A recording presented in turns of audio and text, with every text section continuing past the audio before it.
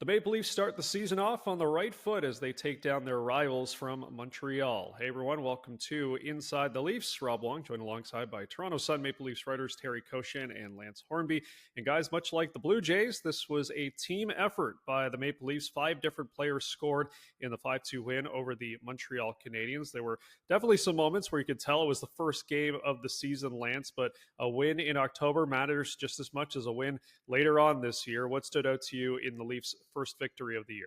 Well, you know what? Early on, they did, to your point, look pretty slow as they have with their A lineup through the preseason. So a little concerning there. And Montreal is such a faster team now, a lot more talent, and there's certainly going to be an interesting playoff race where these two teams are concerned. But credit to the Leafs for staying with it. Anthony Stolarz played well. They killed a couple of penalties, and a big play by Matthew Nyes backed up and starting that Morgan Rielly goal really helped. They did have it was sort of a debut for a couple of new lines, and of course the 3 new guys were in there, but generally they did enough right. They were okay in the face-off circle, and when it counted, they were able to withstand a 6-on-5 and put Montreal away. So it's one game, and there obviously is, many of the players told Terry and I last night, it's a lot to clean up, but you get a win, you get off on the right foot, especially in an arena that was pretty electric anyway because of the Blue Jays, and a good sign. Now,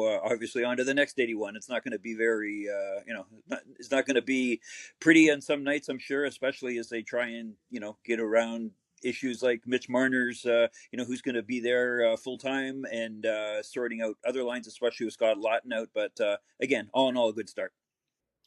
Yeah, my biggest takeaways were one, Morgan Rielly is back at least for one game. The guy that we know, the confidence, the taking advantage of the offensive instincts, not being bad in his own end. I just think he was their best player last night. And it's he doesn't like talking about himself and everything, but for him it's got to be huge driving home after the game that he had that type of performance like he did, because when things like this go public, that the team makes public that they sat him down and talked to him at the end of the season. I mean, that can be a bit of a jolt for somebody, I think, even for a veteran. But whether it did or not, he went and had a great summer, and didn't overly love his camp, as he told us I think yesterday morning. But he played a really good game last night, and that's the best Morgan Rielly you want to see, is someone, like I said, who takes advantage of the offensive instincts, because he knows what he's doing. And when he's going, look, let him go, give him the green light. He's got the ability to recover.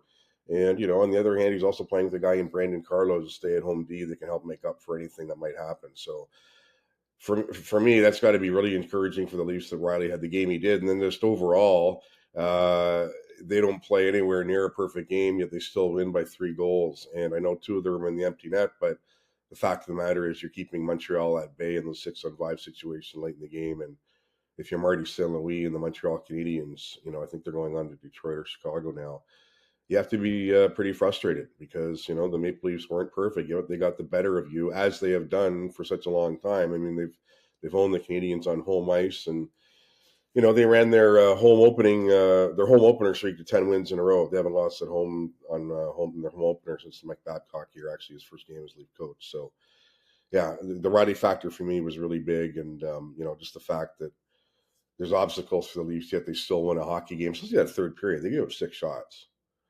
They said, okay, enough's enough. Let's get serious here. And they have the ability to do that, Mitch Marner or not. There's still a lot of good hockey players here, and, commend to them. I think they should be commended for that third period and the way they went on to win. Yeah, definitely a strong third period to close out that game. So we talked a few days ago about Easton Cowan not making this team, and lo and behold, he is back after getting recalled prior to yesterday's morning skate. He was a healthy scratch, though, Terry. What do you think the plan is for Cowan, at least in the immediate future? Well, the plan is to, unless Craig Berube is lying to us, I don't think he is to play him. So does that in Saturday night in Detroit. Is it Monday back here against the Wings? Then they have the back-to-back Nashville coming in Tuesday. One of these games he has to get in. I mean, Treliving and Berube can't keep talking about that he's ready to play in the NHL, but not play him. So it's got to happen at some point. Now, what do you do if you decide on Saturday he's the guy, or who comes out? Calle Yarncroc might have been one of those people. had one of his industrious games and scored a goal. So is he that automatic guy? I don't think you can pick Nick Robertson apart and say, okay, well, just because he doesn't score, he doesn't stay in. So, maybe you don't mess with the winning lineup, but I'm not 100% sure they're playing because they really haven't said what it is. But when Berube's saying he has to be playing, that kind of leads you to believe that he'll be in Saturday, and certainly if not, then on Monday. It doesn't seem like they're going to send him back to the Marlies right now, so you can get in there with the Marlies this weekend. But who knows? We'll have to wait and see. But he's got to get on the ice and play. That's all there is to it. He earned that in camp.